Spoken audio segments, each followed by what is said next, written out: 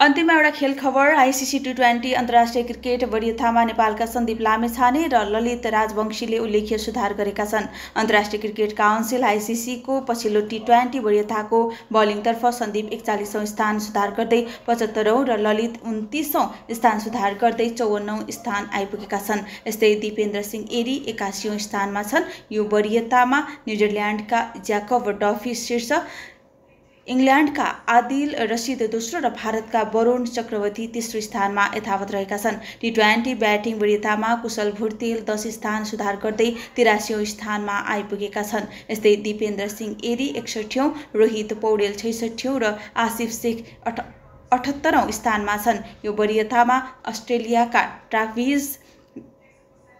Travis head शीर्ष, भारतका अभिषेक शर्मा दोस्रो र भारतकै तिलक वर्मा तेस्रो स्थानमा यथावत रहेका छन्। T20 अलराउन्डर वरियतामा कुशल भुर्तेल 6 स्थान सुधार गर्दै 32औं स्थानमा आइपुगेका छन्। यस्तै दिपेन्द्र सिंह एडी तेस्रो, गुलसन झा 61औं, रोहित पौडेल 66औं, कुशल मल्ल 68औं, करण केसी 61औं स्थानमा छन्। यो वरियतामा भारतका हार्दिक पाण्ड्या शीर्ष, अस्ट्रेलियाका मार्कस स्टोइनिस दोस्रो स्थानमा यथावत छन्। T20 वरियतामा नेपाल 18औं स्थानमा यथावत रहेका छन्।